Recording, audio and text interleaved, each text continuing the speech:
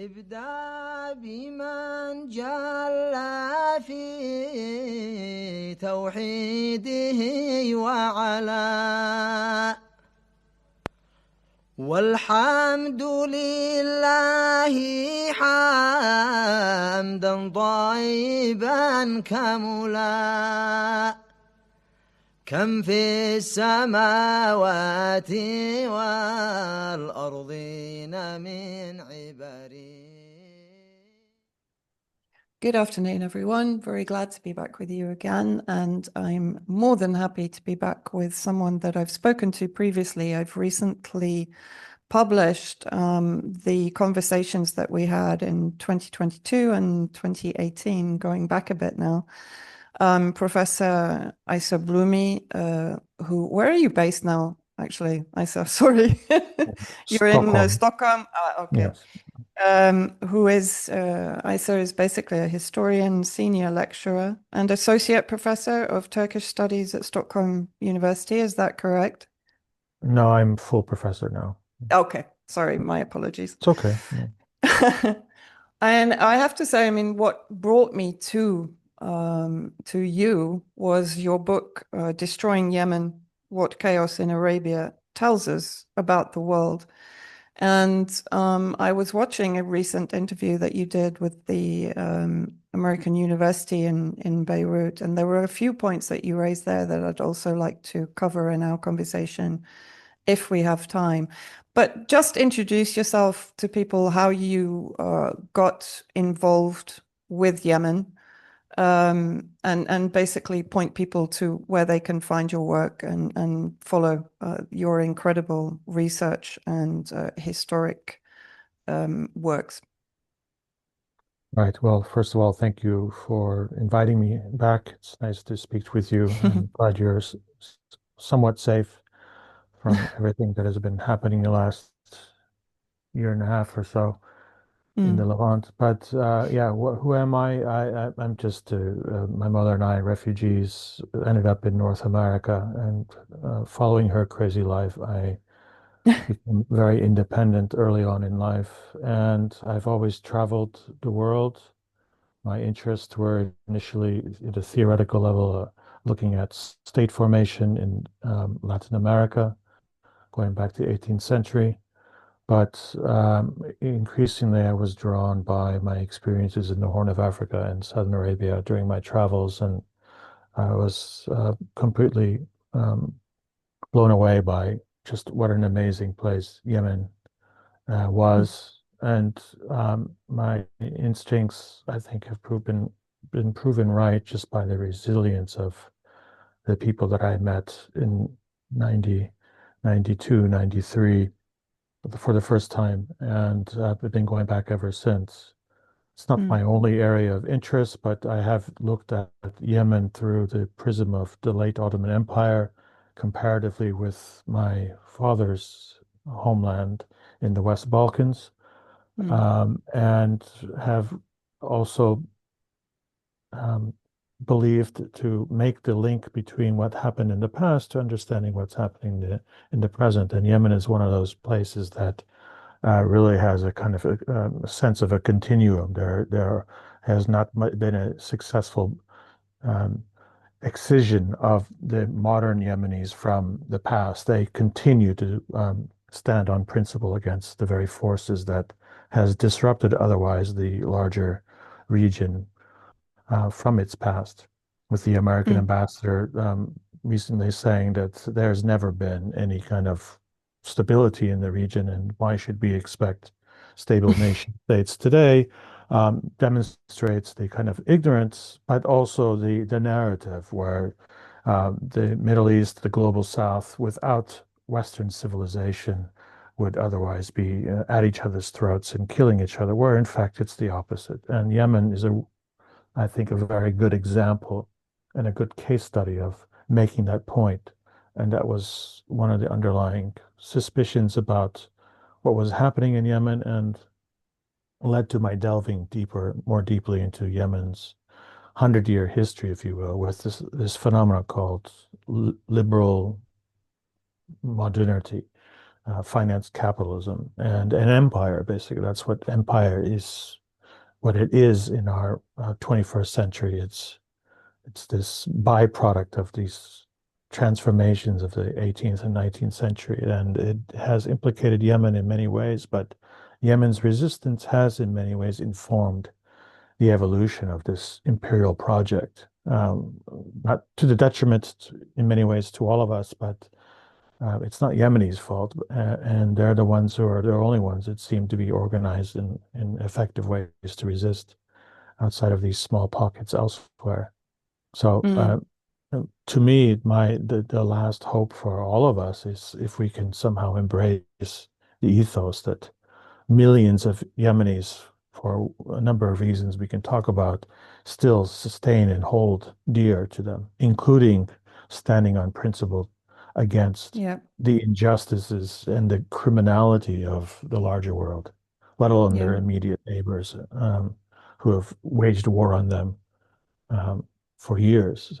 That's where I think my own interest in how the world operates, it's really I was able to really find an enduring tale of resistance, a reassuring kind of last breath, if you will, of all of our humanity we can find in a place like Yemen. And I felt compelled to tell that story as best I could to an audience that would otherwise be reading nonsense about Yemen or the Middle East in general.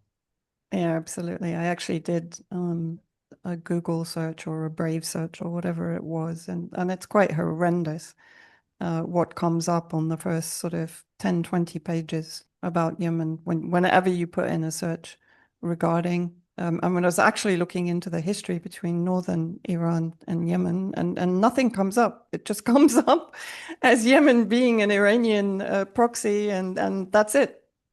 There's absolutely no historical background at all. And I know that we've talked about this previously, how the world of academia and media has effectively disappeared much of the very noble history of Yemen. And I guess that's what I also wanted to ask you, because Yemen, Yemen has been targeted very much throughout its history, both internally and externally. It's suffered tremendously, particularly since 2015, when effectively it's been put under blockade and siege, both from a humanitarian perspective, from a sustenance perspective, while of course being aggressed by a deadly alliance of Israel, the UAE, the UK, the US, and Saudi Arabia, of course.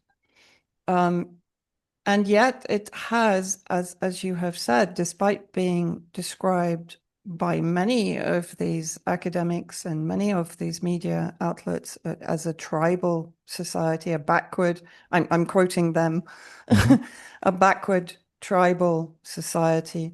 And yet we see in northern Yemen an absolute unity behind the principle of preventing and punishing genocide, which of course under international law, under the Geneva Conventions, is entirely legitimate.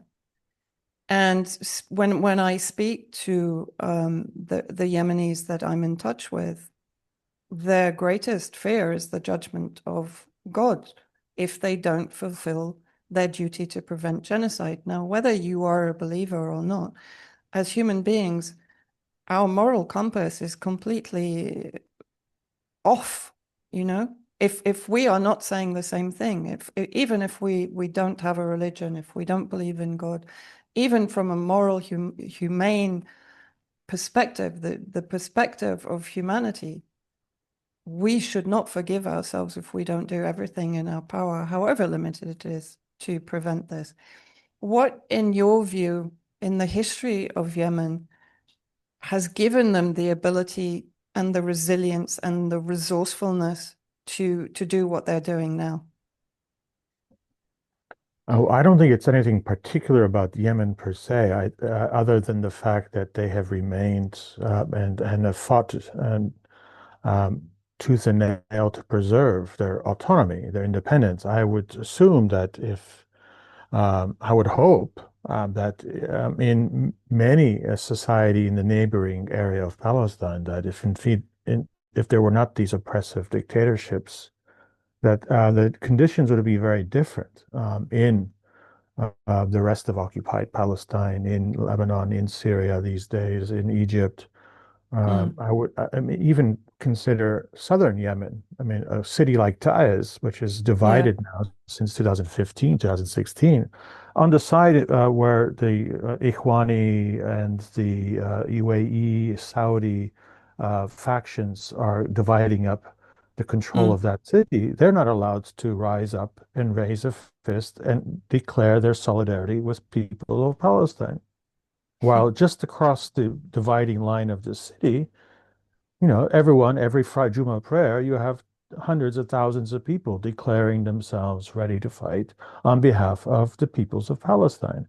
So what does that indicate? It's not something inherently different genetically about the people on either side of a divided city in Taiz, but it's about the nature of the system that's ruling them, the government that's ruling them. And northern Yemen, the people are living under an administrative regime that is in solidarity with what the people demand and want, and is a reflection of their, perspective about what's happening in the larger world. And I suspect also, to a large extent, also what's happening to them immediately in Yemen itself. Whilst on the other side, again, competing factions, so-called ruling over southern Yemen, are not allowed to express that. And it's a similar kind of condition that we find anywhere in not only in the larger world, especially in the West, but especially in the Middle East. If for some reason Ansar Allah's coalition were able to bring political freedom to the South, I would assure you the first thing that the vast majority of the people would do was to demonstrate alongside their brothers and sisters from the North in solidarity with Palestinians. I'm sure well over 80%, 90% of Egyptians would also, without fear of oppression, without fear of being shot or imprisoned, they too would be on the streets. And we will leave aside in our level of speculation about what would happen in a place like Germany or Netherlands.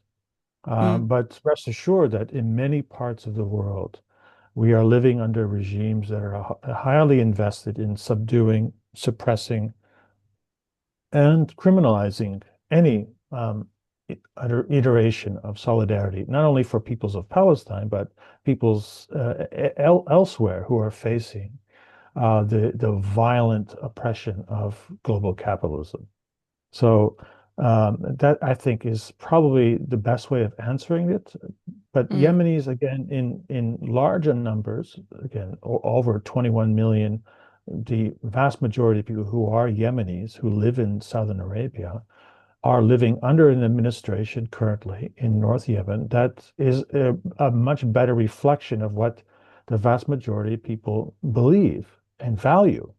And again, I think the large number of people, the vast majority of people in the larger world share those values in regards to the evil that is at play in places like Palestine and like in Eastern Congo, like the evil that's on display throughout the Levant at various points of time, et cetera, et cetera. Now, why Northern Yemenis were able to find some kind of autonomy from this larger global phenomena of what we would call neoliberalism and globalization. It was not always the case. They've lived under their own military dictatorship under Ali Abdullah Saleh since 1978. There were periodic gestures, if you will, to independence and regime governments that did exist that successfully resisted the pressures from what we would call Western imperialism or capitalist imperialism that really matured in the Middle East, at least in the second half of the 19th century. But Yemenis had to fight and had to struggle, and the successful removal of this corrupt administration in 2010, 2011, has happened in many other corners of the Arab world, called the Arab Spring. Very much like elsewhere, it was reversed by operatives working with the United States Embassy and a generation of youthful leaders and others who have been um, recruited to avoid precisely what was on offer in 2010, 2011, sincere revolution, sincere change in the direction of many a country in the Middle East. And what we ended up having were often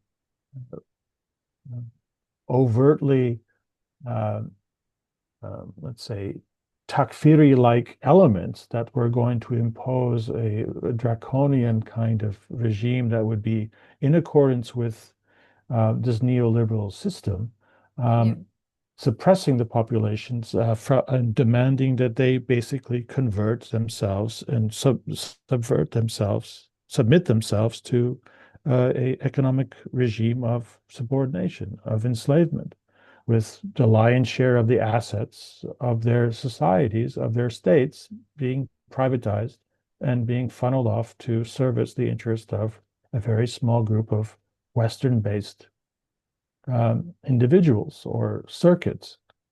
And we saw that happen with Libya. We saw that happen continuously with places like Tunisia. We're seeing it happen now in Syria. We saw it happen in Iraq. We're seeing it happen in Iran.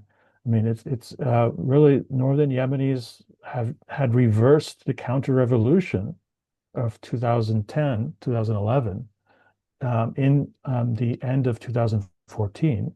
And they've been facing a war ever since to try to suppress them and reverse that initiative of maintaining autonomous and independent from the levers of capitalist interests that are dominating how the world operates.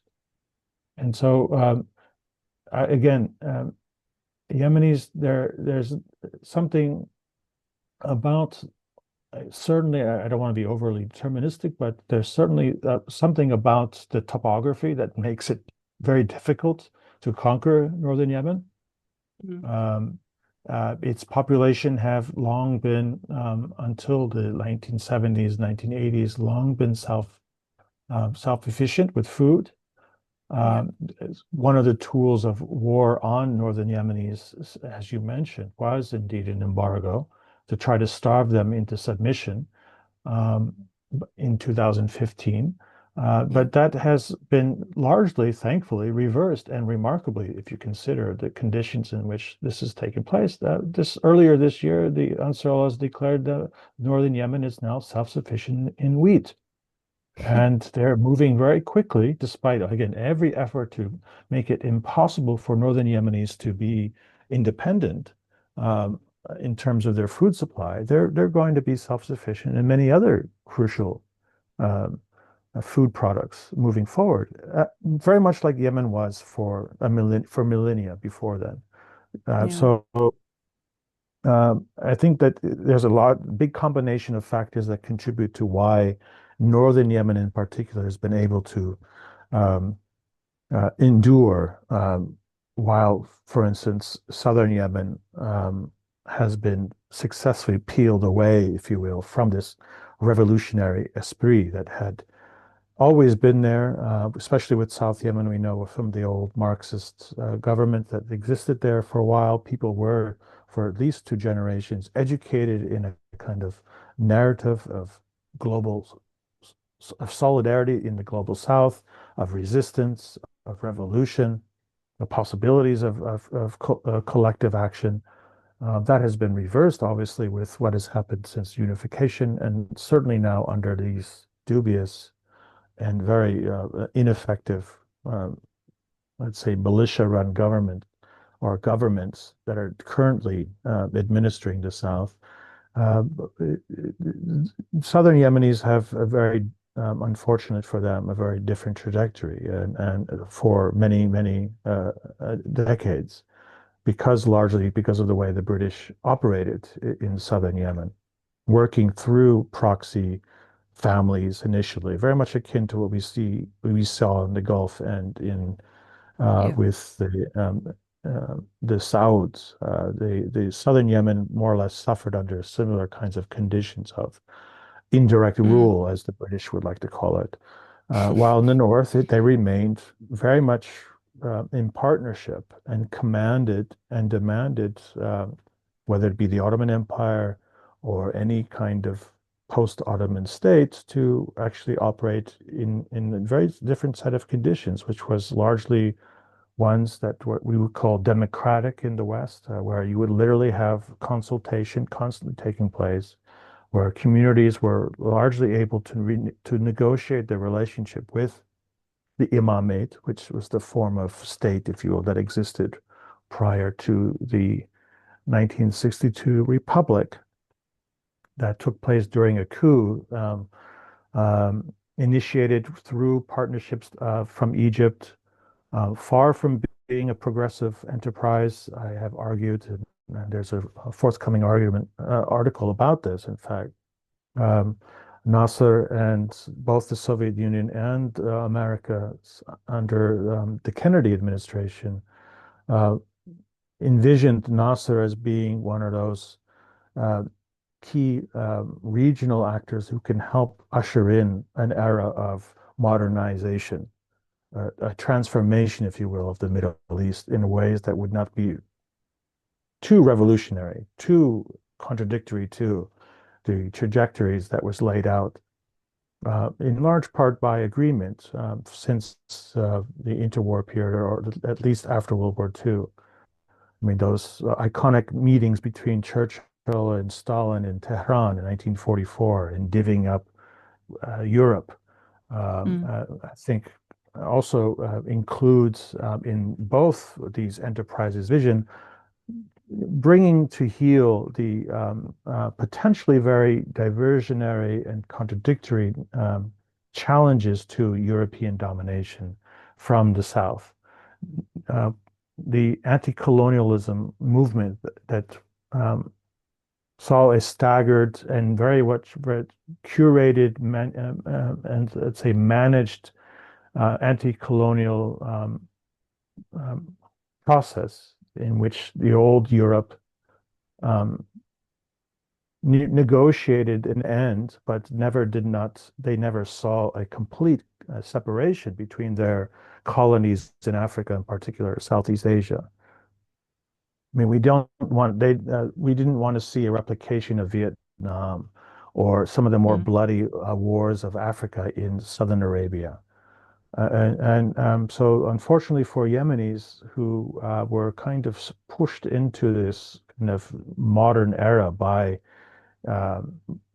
through proxy, by way of Nasser's administration of northern Yemen for a couple of years. I mean, it's under Nasser's administration. I have to also clarify, it's not only Nasser, but it was Anwar Sadat who maintained and ran the portfolio for northern Yemen during Egypt's investment in nation building, if you will. It's the Egyptians who brought in central banking. Through Bank Misr, or the Egyptian central bank, they established a formal central bank. They brought in these technocratic generation of technocrats who worked in what looks like a modern state's, cadre of ministries. So northern Yemenis were they were thrusted in the early 60s into a set of conditions that in the cities, they were force-fed what we would call modernization, which we would see throughout the global South, and a disruption of how people conducted their lives a generation before. And I don't think they've fully recovered because of the way power was allocated, distributed, and the violence that northern Yemen saw throughout the 1960s. Tired out the investment in state building, Obviously, the Egyptians were incapable of even fighting a war against Israel by 67. They lost all of their territories in Sinai. That was not going to be sustainable.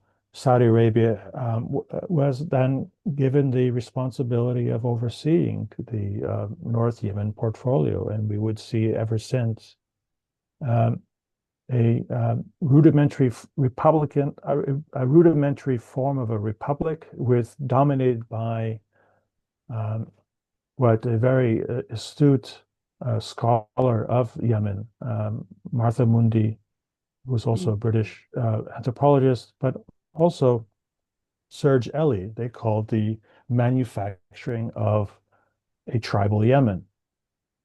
So you mentioned before how the reference to Yemen, there's kind of like a cohort of Yemeni scholars who work on Yemen who imagine themselves as propping up a subfield called Yemeni studies. And it's in their long-term interest to promote, Yemen's uniqueness, if you will. And they have largely resisted the challenges to this rather obvious kind of function of cultural anthropology in the story of colonialism and the categories that were long used to render peoples of Africa, Central Asia, the larger global South as barbaric, primitive, that have been largely abandoned in the study of the African continent or of the Central Asia, have unfortunately found safe haven in the Middle East, especially in this subfield called Yemeni studies. And the so-called leaders of these so-called tribes are the powerful families that have received the lion's share of rewards for cooperating in this post-imamate era. So during the middle of the Cold War, they would become the primary kind of beneficiaries of partnering as compradors of some sort. Very much akin to what we would see in British indirect ruled southern Yemen and the Trucial states in the Gulf. But this was done under the context of a republic that had a constitution, but it was still run by an oligarchy that had been handpicked by the American embassy, cultivated by Saudi Arabia. And ever since, this whole subfield of Yemeni studies has sustained this claim that northern Yemeni society operates along the lines of these oligarchs, these patriarchs who rule undemocratically over an otherwise subservient population of peasants, of tribal loyal, who are more loyal to their tribes than to anything akin to a nation state, let alone a global ethos that, unfortunately for them, as I'm now writing in a review article of some of the crap that has been produced by these scholars of Yemeni studies. I mean, what Yemenis have been able to accomplish since 2015 very clearly upsets the kind of model that Yemeni scholars in Yemeni studies have constantly promoted. That these are people who have a very deep sense of being part of a larger world. Their resistance to what's happening in Gaza, in larger Palestine, is historic. They've been at the forefront of resisting the UN dictates already in 1946, 47, 48. They were leading the struggle and efforts to try to unify the Arab world in some kind of loose federation of Arab states in the 1940s and 1950s.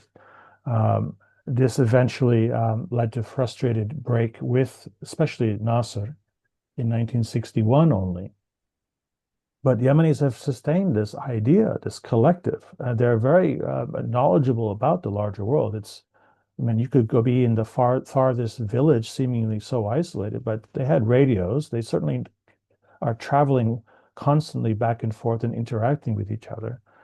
And if you look at their placards today, they demonstrate regularly a solidarity with struggles elsewhere in the world.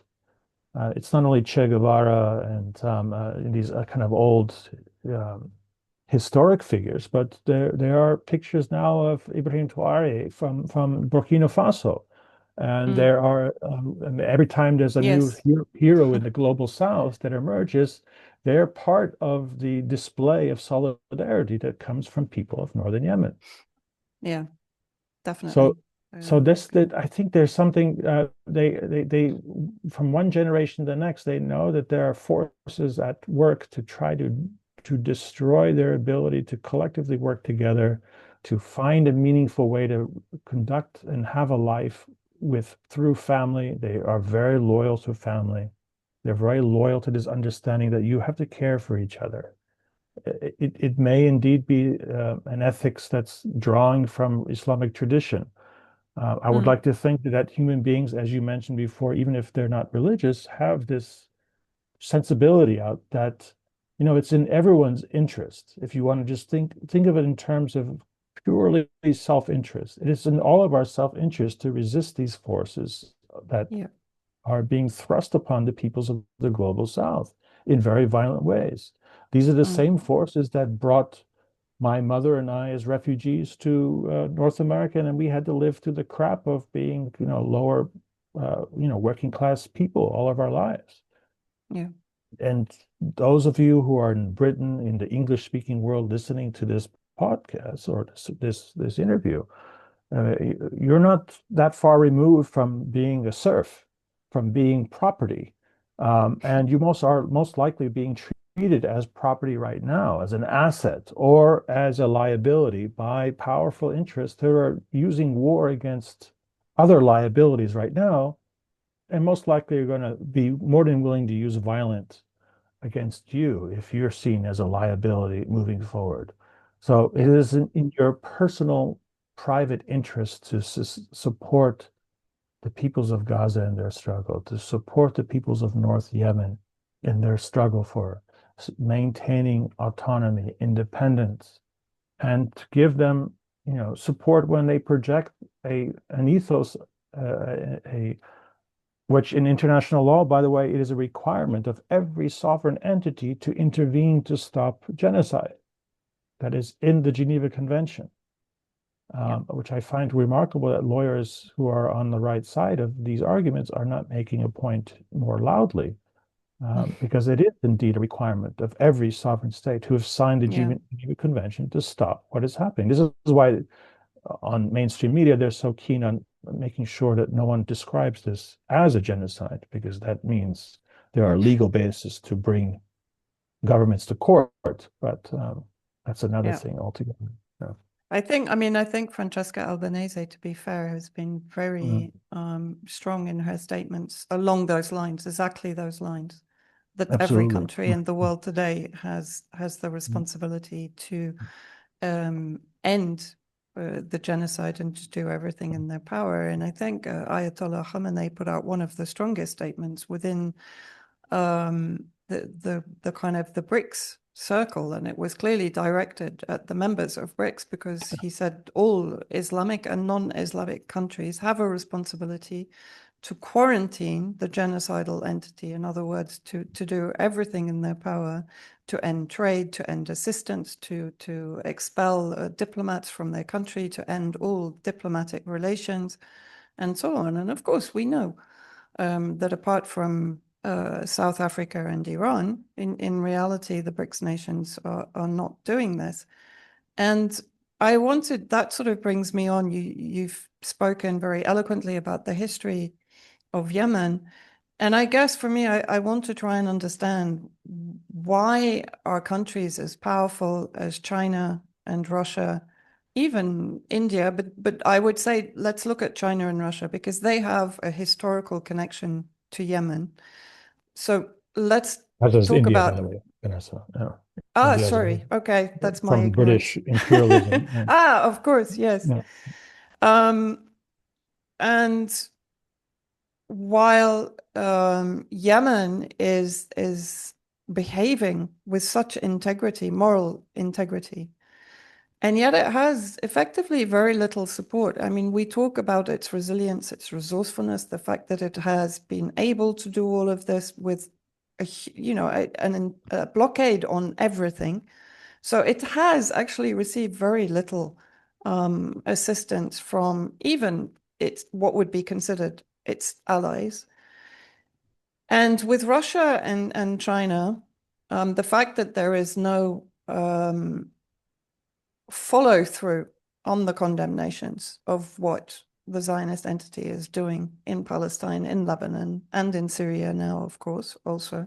It has done in Iraq, it is doing in Yemen.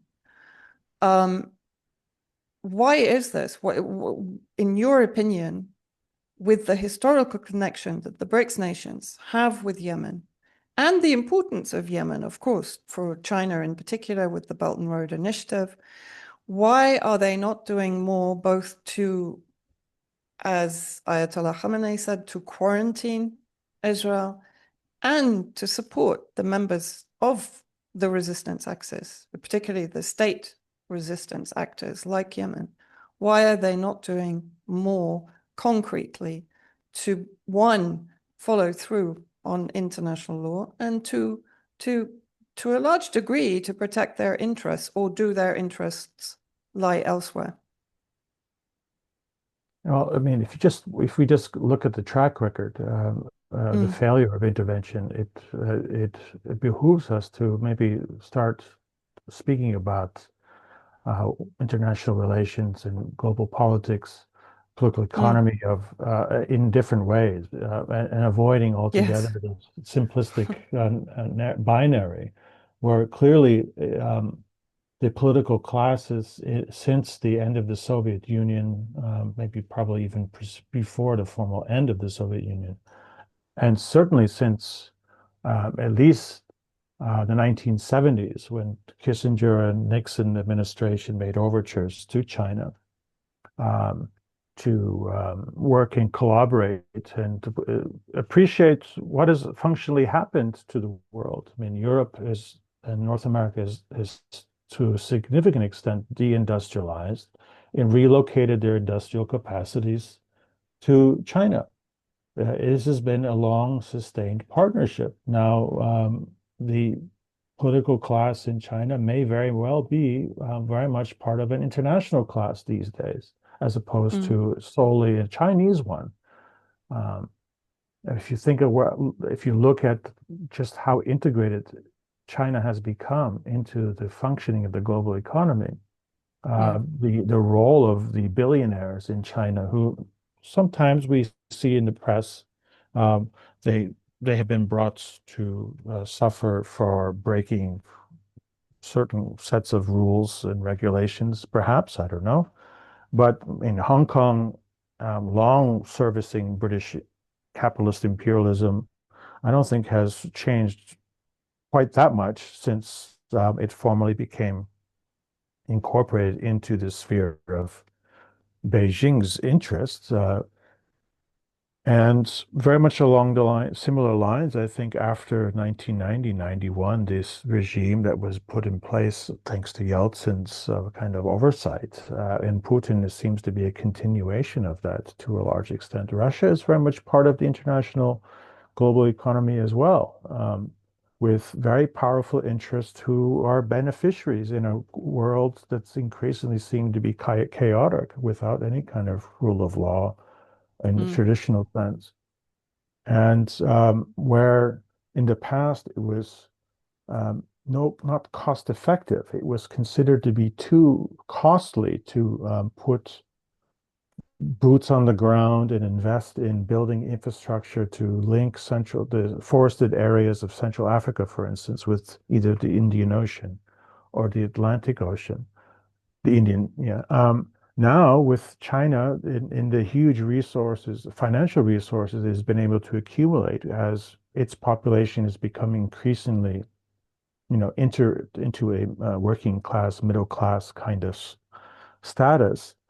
China has been able to finance what was for a long time considered not economically feasible, which was the full integration of large parts of the global south into the global economy in terms of mining, in terms of building the infrastructure to access those raw materials that are increasingly, as you can see, important for the whole shenanigans around the green economy. This shift, that technological shift that requires a whole new set of raw materials that were now accessible thanks to the evolution of China's relationship with the global south.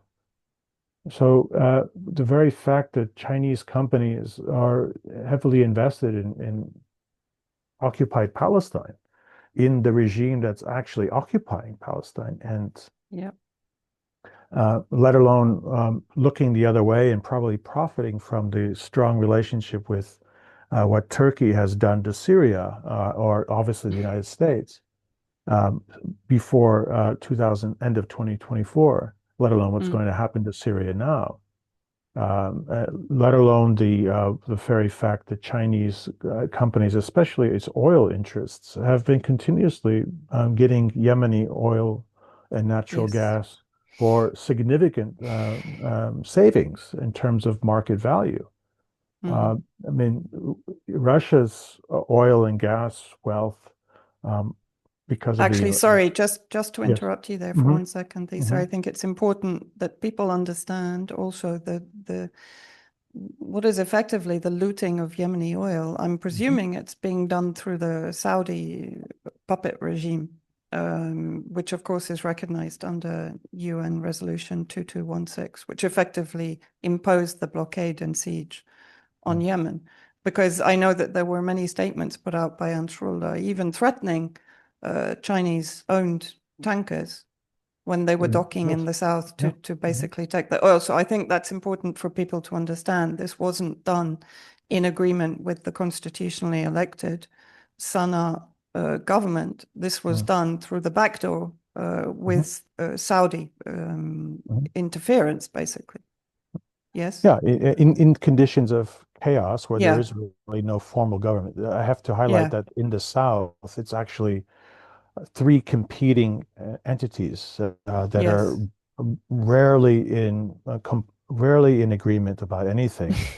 So you have the Saudi kind of orientated government, which doesn't really function in Aden, facing yeah. considerable challenges from a UAE-backed, let's say, set of militias and governors, self-governing entities, and Qatar, which has been largely pushed aside since 2017 in the Gulf context, but were the primary engines for violence in Yemen throughout the end of the 2000s until the events of 2014, 2015. It's the Muslim Brotherhood elements that Yes. have been partnering with Turkey in Syria that has unleashed such devastation to Syria. Similarly, in Libya, Sudan, and in southern Yemen. Yeah. So we have to remember that the southern territories are not really governed effectively, and certainly not by any kind of central administration, which makes it all that more uh, profitable for the few local intermediaries who are preserving and protecting the pipelines, where most of the oil and gas in Yemen is in the areas of Shabwa and Marib, which are in the interior of southern Yemen. And those are going back and forth with a lot of negotiation, with oversight from the Americans and others to make sure that there's still a flow of this very lucrative business, very much akin to the oil coming out of Syria Yeah. for the last, 10 years 15 or so, years. 15 years. Yeah, You pretty know, much. these are the natural resources of the peoples of these countries. Like with Congo, East Congo, right? Most Yeah. of its natural resources have been plundered. Sudan, I mean, the Horn of Africa.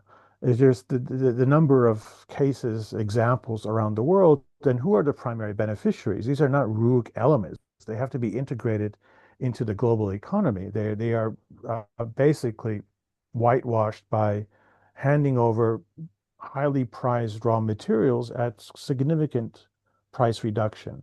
And then they become formally integrated into the global market system by Sinopec and the Turks or Total or the Indian equivalent. So this is the sad phenomenon that's happening with Iran, is that a political class has emerged.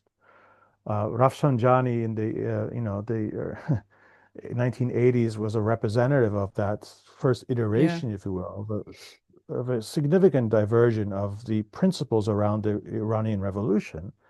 And this Pezeshkian is another example of a kind of realpolitik, liberal kind of idea that we can make. I mean, Iran is an incredibly wealthy country, as is Yemen, by the way. Yeah. Long as is labeled Syria to a large as is degree, Syria. all of these countries. There's a reason why there's violence in these countries, why there's so much Yeah. war waged on these countries, because we are all very rich with natural resources. We're blessed with amazing people. But these days, you don't need sustainable governments anymore. You can just basically hire on the cheap labor you need to build the infrastructure. I've been traveling a lot in especially Lusophone Africa, and they are incredibly frustrated with the revolution in Angola has been completely betrayed by the ruling Dos Santos family and their partnerships with both the Chinese and the Belgian, Portuguese, American conglomerates who are now taking over the infrastructure that was built on the back of virtually slave labor. And I'm afraid that once infrastructure is built, then even to populate these areas is not required. So the natural resources of Yemen are up for grabs. The natural resources for Russia are up for grabs. A couple of oligarchs are making a killing on the killing of Russia. Its population has been depleting ever since the late 1990s. We know that demographic fact. We know that so many men have been losing limbs or have trying to escape from these seemingly endless wars in Chechnya and Ukraine and God knows many of those people who have the skill set are now Georgia, who have the skill set are simply now mercenaries elsewhere. Many who are happily fighting, I wouldn't say for NATO per se, but for NATO countries in other theaters where there's natural resources up for grabs. So I'm afraid that our BRICS narrative is not one that really is truthful to the conditions in these countries, where they're ruled by very powerful interests that have much deeper international links than, let's say, nationalist, xenophobic local ones. And I think also in the case of Russia, very strong links to Israel. I mean, this was very clear. Absolutely. In Syria in particular. I mean, what did they call it? A balanced friendship. In 2015, November, Netanyahu said in a press conference that the Israeli agenda and the Russian agenda is pretty much the same thing. I'm paraphrasing. In Syria. And now, of course, we see immediately after the coup, we see the consolidation of Russia's presence, actually to a greater degree than it was even under President Assad, with collaboration with Israel, because this partnership enables them to push back against the neo-Ottoman expansionism, which they see as a threat every time Turkey tries to rebuild any air defense or military installations on behalf of Jolani's Takfiri regime. It's bombed by Israel. And even under Assad's leadership, Israel played a role in effectively limiting the ability of Iran and Hezbollah to operate inside Syria on behalf of Syria, but also to pose a threat to Israel, particularly in the Golan territory, because Russia took on the role of UNIFIL on the Golan border, particularly after 2018. And prevented any resistance players from operating in this zone. So there was always, there were always benefits for both Israel and Russia with Russia being inside Syria. And now, in my opinion, that's becoming very blatant. We're seeing it very openly now, with Russia effectively being one of the first to normalize relations with the Al-Qaeda regime in Damascus that they had been fighting against since 2015, to the point where now Jolani is being invited to the Arab Summit in Moscow in October. So I mean, I completely agree with you. I think it's foolish to maintain this kind of mentality of a savior complex where we're looking for, quite rightly, an alternative to this neocon imperialist paradigm that we're living in, where we as the dispensable people globally are under attack. But I think it's foolish to put that faith into something which is effectively, as you said, still working within the remit of that paradigm. It's not changing it, other than for its own interests. So in other words, for me, what you're seeing is a global capitalist war. You're not seeing an ideological war. And that was a huge mistake, in my opinion, that was made by the leadership in Syria, that they truly, I think, believed that Russia was an ideological ally. Whereas the resistance, I know from conversations here in Lebanon and even in Iran, are well aware that Russia is not an ideological ally. Yeah. And in Yemen. And again, the track so, record, sorry, go on. over the last 15, 20 years, the track record demonstrates over and over again that there's not going to be any intervention to, preserve and protect any entity that is resisting with real resistance, that are causing headaches in Washington, London, or Tel Aviv. And my own take on the whole intervention in late 2015 was to tie the hands of Syria to a large extent, because things were, I mean, if you think about the remarkable resistance of Zahreddin, the Zahreddin and the Azur, right? I mean, they're able to sustain. And what was happening in Halep, right? In Aleppo, where the things were turning. And I think the inability to muster a controlled opposition was fragmenting, and probably it was a lot of internal, let's say, dissent going on. We don't know. Maybe historians later on will be able to actually honestly look at the so-called anti-Assadist Takfiri groups that were in operation. But how quickly both the Americans and the Russians, changed the narrative. This is exactly the time when the Americans just simply straight out occupy East Syria, right? And then put that Tanf base there, which became the factory for the new iteration of the Islamic State, right? ISIS emerges at this time and rolls into Syria. And in many ways, the response could have been a much more unified Syria at that time, but I think Russia's intervention changed the dynamic of what could have happened in Syria. I'm not saying that Damascus and Syria could have retained its sovereignty altogether, but it certainly, over the long term, was not able to protect itself under so-called Russian protection. And I think, therefore, we need to qualify that Russian intervention as something not protecting Damascus or Syrian sovereignty, but playing a very different role that manifests itself, unfortunately, with the continuous assassination, successful elimination of leadership of the Iranian Revolutionary Guard, of Hezbollah, the draining of their human resources, let alone the draining of their capacities to fight. Now, Hezbollah, especially, very much in isolation.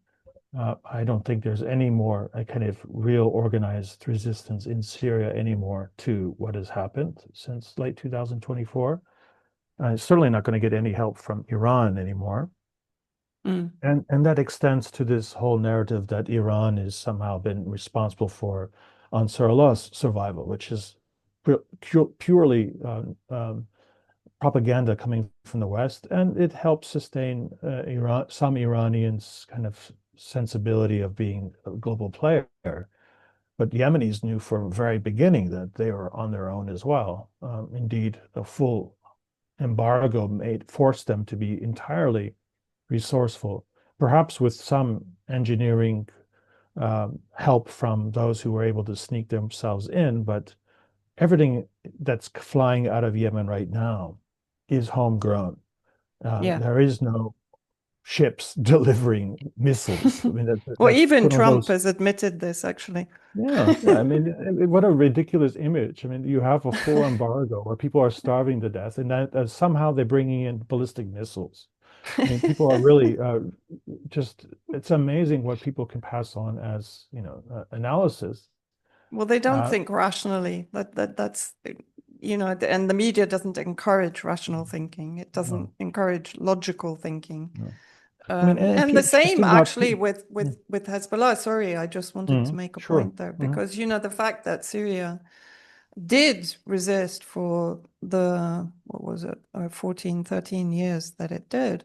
Of course, what that did was to give Hezbollah the opportunity, in the knowledge that there was still a potential for this eventuality of Syria being taken out, because that was always the plan. I mean, we know that from the clean break doctrine, Right. from multiple sources, right?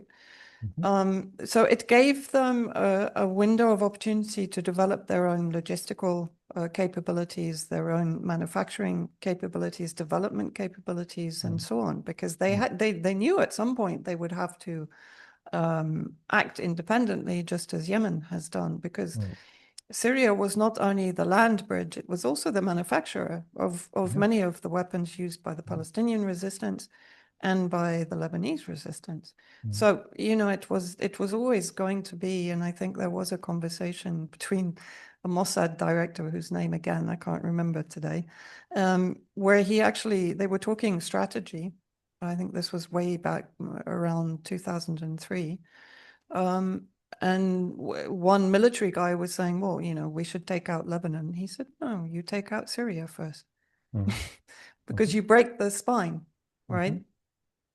And so sorry, I just wanted to make that point, that for people to understand how important Syria was, but how also to some degree, I'm not entirely hopeless, in the sense that it was a trauma when Syria fell, and of course it came after many other traumas, particularly here in Lebanon, particularly with the assassination of Sayyid Hassan Nasrallah.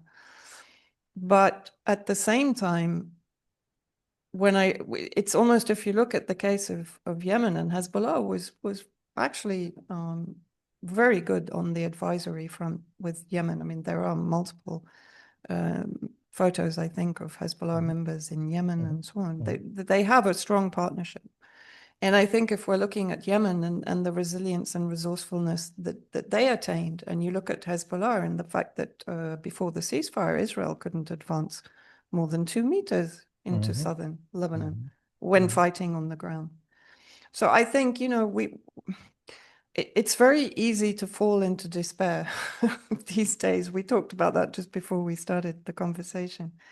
But I think, the resilience of the resistance, both state and non-state actors, is something that is often overlooked, and it's deliberately overlooked in the media because they don't want to explain the culture. They don't want to explain the courage and the resilience and the faith of the people that are resisting. And they're not only Shia Muslim. There are Sunni that support the resistance here in Lebanon and in Yemen. There are Christians that support the resistance here in Lebanon, as you well know, and there were also in Syria. So I think, sorry, I interrupted you there. And you were talking basically about the resistance axis and the friends of the resistance axis, and how that is not being supported by BRICS nation states, predominantly Russia, China. Because in the Cold War, at certain points in time, it was perfectly possible to fund, train, and arm. I mean, for goodness sake, Albania, isolated Albania, which was a third wave, was actually training and arming resistance movements throughout the world. So it certainly would have been possible to at the diplomatic level, at the economic level, for goodness sake, think about the leverage that the BRICS countries, if they actually were a serious kind of Exactly. alternative, could have put and used to change the direction of the world. Or if they were not willing to have a direct confrontation, at least support resistance, Yeah. to put pressure on presumably enemy capitalist Western states. But that narrative is no longer possible, as far as I'm concerned. You cannot make this argument anymore about the we don't want to fall into despair. I think we need to acknowledge the significant losses and mobilize that as an aspect of fear. I think we have to Yes. all be collectively fearful that Yeah. there are no longer the Che Guevara heroes who are going to somehow magically save the day. It just at some point at the end, at the horizon. We all have to actually contribute to changing this world. We can't rely on Exactly. Yemenis and the small number of people in southern Lebanon to do what is a task that requires collective action everywhere. Please, for goodness sake, don't live in this kind of in this mindset that others are going to do what everyone needs to do, because we're really moving in very quickly into a new kind of enemy who have enormous capacities, not only to deliver evil by way of the electronic equipment that we have that blow up in our faces or spy on us, but it's going to get even worse, where you're going to have police states that actually are in the business of eliminating you. They're not there to protect a government by way of, keeping keeping you silent. They're literally going to physically eliminate you. And I'm not being hyperbolic here. I think that we are in a different world now where human beings by the millions are expendable. And I think that's part of the message you're seeing at Gaza right now. And the fact that it's a test, the fact that we can't stop this when it's being aired to you on a daily basis in the most gory details, the fact that we can't put a stop to this, I think is opening up the floodgates for even greater violence against all of us in the future. We have basically consented to what's awaiting us. What others have been experiencing in the global south for 100 some years is no longer, we're no longer hearing denials. We're hearing justifications for it. And the justifications for mass murder is going to come next to the next category of the unwanted, the unnecessary, the criminal. And it's not that hard for any state to declare any of us criminal. So I'm not saying this out of self-interest. I'm saying this out of interest of every other human being on this planet, that we really cannot rely on Yemenis and Hezbollah anymore. It's they've done, and they've provided us a working model moving forward, but it's really up to us to now take on our own responsible role in all of this, which is, that doesn't necessarily mean taking up arms, but it means changing the way you interact with empire, the way you interact with this system that's become ubiquitous in every aspect of our lives. I think also it's a return to this morality indicator, right? Because I think we've been fed, not only in mainstream media, but even in independent media, we're constantly being fed these arguments based on realpolitik, based on pragmatism, based on X, Y, Z, that somehow justifies the inaction of certain countries that are viewed through a very optimistic prism or lens, right? And I think you're absolutely right. We have to start listening to our own moral guide within ourselves and understanding that this isn't right. There's no justification in the world today for us having to watch children being eviscerated and their limbs torn off on an hourly basis, as you said, live streamed onto our mobile phones onto our screens, etc., and see literally total inaction, apart from the countries that to a large degree, like even Colombia, Venezuela, but they don't have the power of the countries within BRICS, right? But there is, in my opinion, now a groundswell movement against it that is even, and I'd like to get your opinion, because I don't have huge respect for King Abdullah. You know, they've been responsible for bringing down missiles from Yemen and Iran that were heading Israel's way and so on. But even he made a strong speech at the UNGA. Colombia, as I said, Maduro has been very strong. The number of nations that walked out of the UNGA when Netanyahu started speaking, the Sumud flotilla, the fact that there are naval vessels now accompanying them. I'm not sure about the intent. From reading the statements, it appears to be as a rescue mission rather than as an actual protection, but at least they're with them. The fact that the unions in Italy now are starting to react at the ports to prevent ships going to Israel. We are seeing the protests globally. In your opinion, where does Israel go next with this? It can't go backwards. So where does it go from here? And what are we going to be facing in the next 3 to 6 months? Firstly, we have to remember that Israel doesn't exist in a vacuum. Yes, exactly. It's a project. It's an extension of empire, and it continues to serve that function.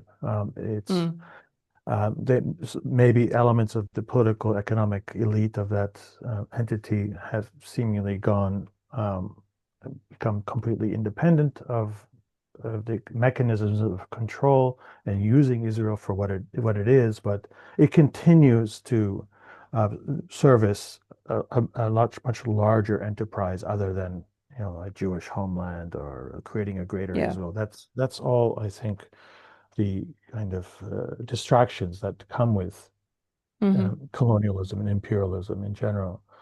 So when we talk about where Israel is going in the next 6 months, it's where empire goes. And it's certainly, I don't think certainly the last elimination, if you will, of the Iranian Revolution is at play. Meaning whether it be a battle of some sort or a kind of opening up, if you will, of the what remains of internal security inside Iran, where the last of the leadership can be identified and killed by drones or by special forces. Well, we're seeing a lot of that, right, over the last couple of years. Mysteriously, the most important people in the resistance seem to be the ones targeted and eliminated. That brings suspicion to my mind about how certain elements inside Iran are actually slowly but surely moving Iran away from its historic position in the last 30 years at least. So I think that's certainly part of that. I don't think events are going to change at all. The last of the Gaza population will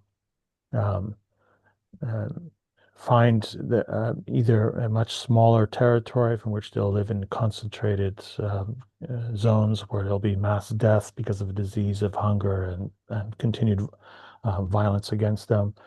I'm afraid that unless people take, and there's always a possibility, but unless people take matters in their own hand in places like Jordan and Egypt and risk being shot at, I'm pretty sure that there's a limit to what Egyptian 18 and 19-year-old Egyptians are willing to do to their fellow countrymen. And I think that applies to a lesser extent Jordan, where I think there's a sharp divide between those who are allowed to have guns and those who can't. But something has to change in these other countries. And this is, for me, I'm not, okay, so just if there's any kind of legal consequences, what I was, I'm not encouraging it, or I'm not, but I'm wondering Yeah. why some more efforts to destabilize, especially the Gulf, has not taken place from Yemen. Frankly, I know that there's this very tentative ceasefire that has been negotiated since the end of 2022. It's not really a ceasefire. There's violence going on all the time. Yeah. Saudis and UAE are regularly trying to pierce the defenses on the ground. They've been shooting down missiles left and right that are going, being projected for Eilat and other parts of occupied Palestine. Mm. And the same question then comes also strategically about Hezbollah. I mean, your assets are slowly but surely being depleted. They are finding new cache all the time, bombing them. People are being assassinated. At some point, there's not going to be a capacity to actually stand up anymore if this continues. So my open question is, what is our strategy here? Why aren't we hitting where this mechanism of empire is most vulnerable, which is the stability of this larger apparatus of extraction, of transfer of wealth? And those are those centers of finance, whether it be Dubai, whether it be, I mean, I doubt Saudi Arabia is a major player, frankly. They're bankrupt in so many ways, both morally, but also financially. I don't think they can really deliver much militarily either, other than being a base for American troops, But why not disrupt in some way, as was promised yet again today in a statement from Sana'a, that if a certain set of scenarios take place, then we will make sure that oil stops flowing from the Gulf. I mean, that seems to be one of those kind of game changers, that if actually something can really change how people calculate things. And that's why I think what happened in Yemen, it became very confusing for a lot of people since 2014, is that they did not anticipate the people of the Arab world or of the Middle East, of the global South, to actually be able to reverse what was engineered from Washington or elsewhere. Yep. And I think they were worried about the kind of contingencies that could happen if the war on Syria didn't go entirely as planned. And that's why we had changes in 2014, 2015, why all the larger players outside of Syria took different approaches. And I think that we have to be able to understand and appreciate that these are not smart people in the end. They still operate on assumptions that are influenced by their racism, by their sense of superiority. And the further away they get away from the Cold War, you have people who are actually really stupid, who are writing dumb, pieces and propaganda, basically propaganda. And they can't differentiate anymore between what is propaganda, cheerleading, and actual, real, thoughtful reflections on what services the interests of empire. And I just give you an example of this Lister guy, right? Completely useless as a propagandist. He's not an intellect, and he was superfluous for a couple of years, right? He was just basically useless and just sitting there. Now he's been regurgitated. I don't know if he has not much legitimacy anymore. He's kind of a cartoon character.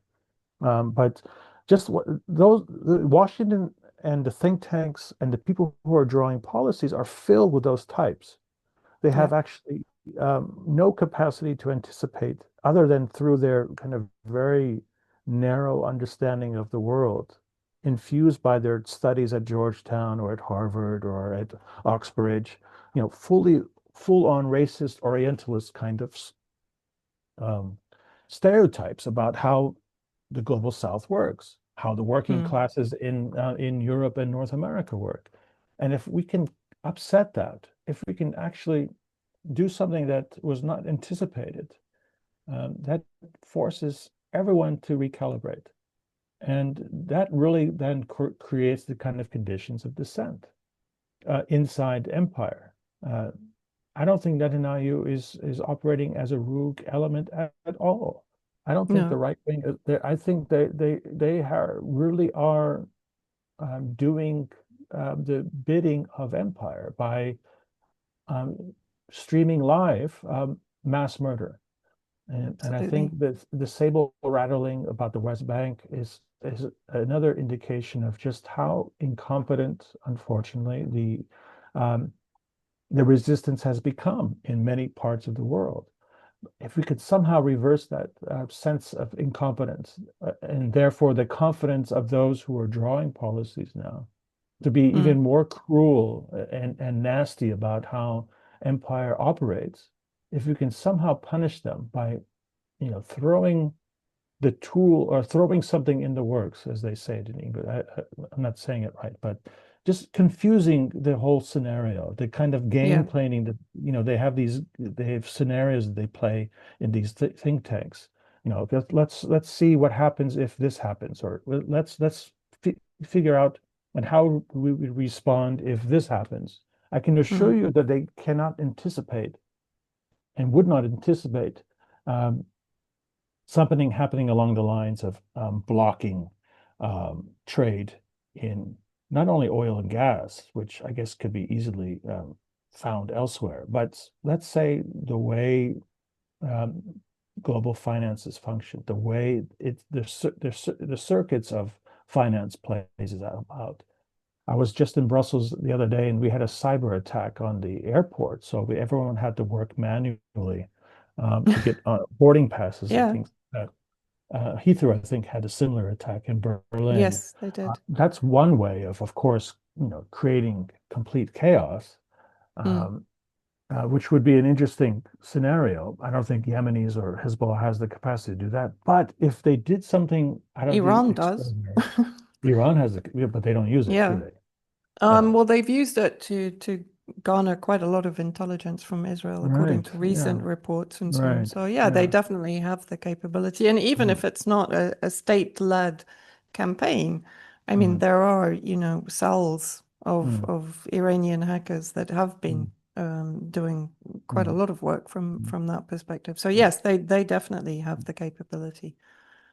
But what happens if suddenly the UAE no longer becomes a destination for Formula One uh, Yep. racing? What does Yeah. that do to how the world talks about Mm. itself?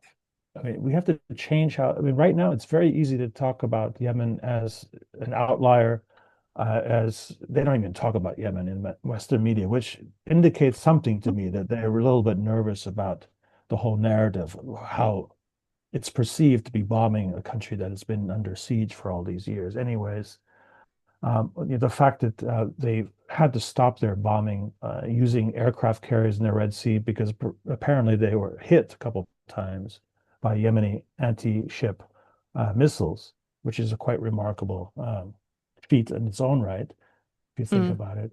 But Mm-hmm. that's a direct confrontation. I'm talking about actually doing the kind of really game-changing acts of sabotage that are available to everyone in one shape or form. I'm thinking about Yeah. those great guys who were uh, uh, um, taking a chainsaw and bringing down all those poles that had surveillance cameras in the UK. I don't know if you remember those. Yes, They the had a ULEZ name. cameras. Yeah, Yeah, yeah. yeah, the ULEZ cameras. Yeah. I mean, Yes, what's very stopping people well, from or doing that? even Palestine Action, which Yeah, is now a proscribed terrorist organization, right, which must right, demonstrate to people the insanity that we're actually living through right now, right, right? right. But yeah, there is, and actually, it's interesting what you're saying because, of course, what Yemen is now doing is targeting Ben Gurion Airport on a Hmm. regular basis, Hmm. which is having an absolutely decimating effect on Israeli economy, civilian economy also, right?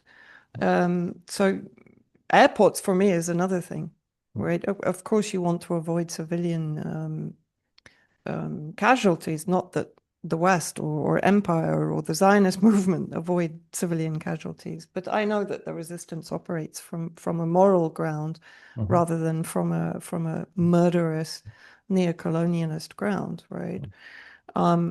But there are ways to bring, as you said, through cyber attacks and so on to bring airports grinding to a halt, which is another. And I remember Yemen did actually didn't it target Aramco a few years ago?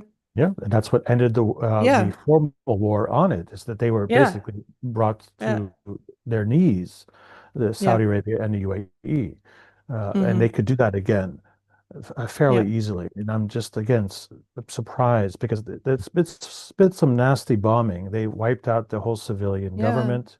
They killed 31 journalists the last week. And there are people who are suffering from the regular bombardments, the destruction of infrastructure, and I don't have access to this inner circle of people who are making these kinds of decisions, but it wouldn't take much to end the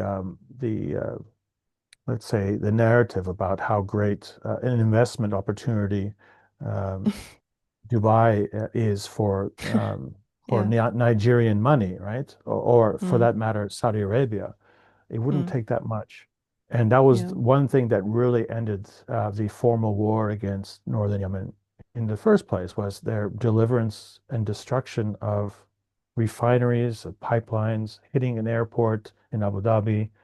And I think that those elements around the whole war in Gaza are as important as the refueling planes that come from the UK, from Cyprus airports, or the role that Erdogan's Turkey plays in supplying basically much of the industrial goods that Israel needs to sustain this war.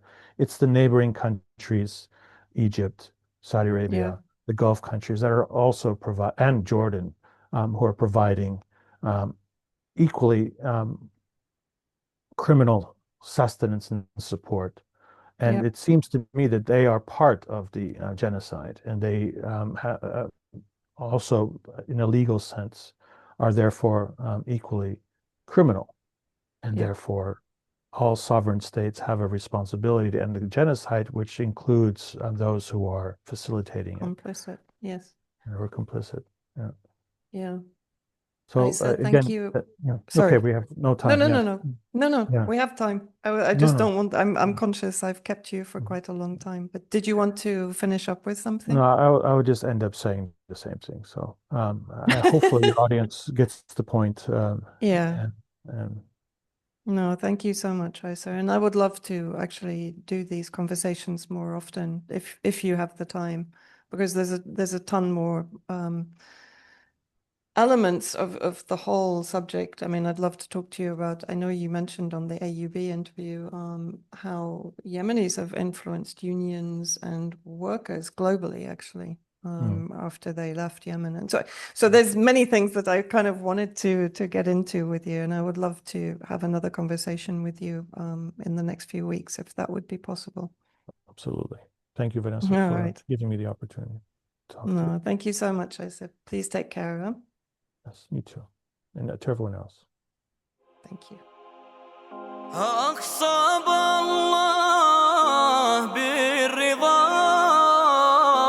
قبرطا خير من جاوز السماوات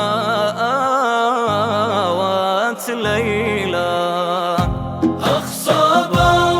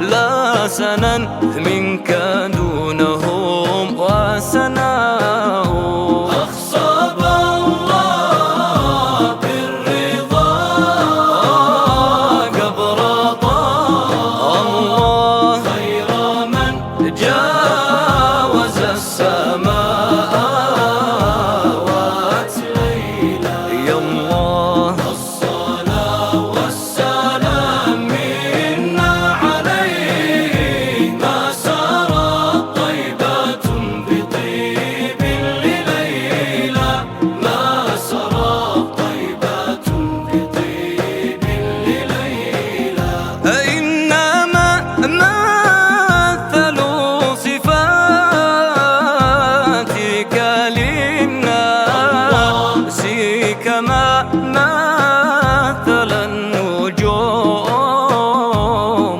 الماء. أنت مصباح كل فار